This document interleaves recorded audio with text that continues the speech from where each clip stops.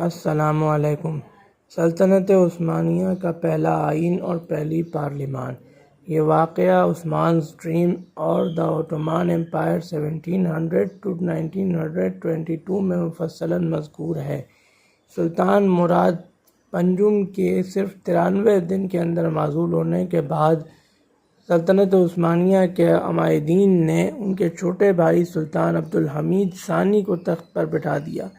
یہ وہی سلطان عبدالحمید ہیں جن پر ترکی نے چند سال قبل ایک ڈرامہ پایہ تخت عبدالحمید کے نام سے بنایا تھا۔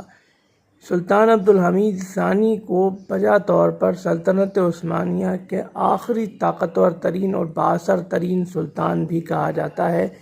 سلطان عبدالحمید ثانی کے ویسے تو کئی کارنامے ہیں، لیکن ایک کارنامہ ان کا یہ ہے کہ انہوں نے سلطنت عثمانیہ کی مکمل تاریخ میں پہلی مرتبہ سلطنت کا ایک باقاعدہ آئین مرتب کیا، اور اس کے بعد انہوں نے ایک پارلیمان، جیسا کہ آج کل بڑے ممالک کے اندر پارلیمان ہوتی، ویسے ایک پارلیمان تشکیل دی۔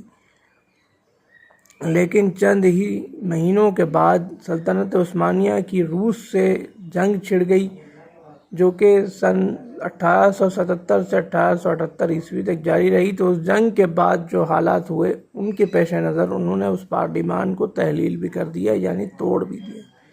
تو یہ تھا سلطان عبدالحمید ثانی کے دور میں سلطنت عثمانیہ کی پہلی پارلیمان اور پہلے آئین کی تشکیل کا مکمل واقعہ۔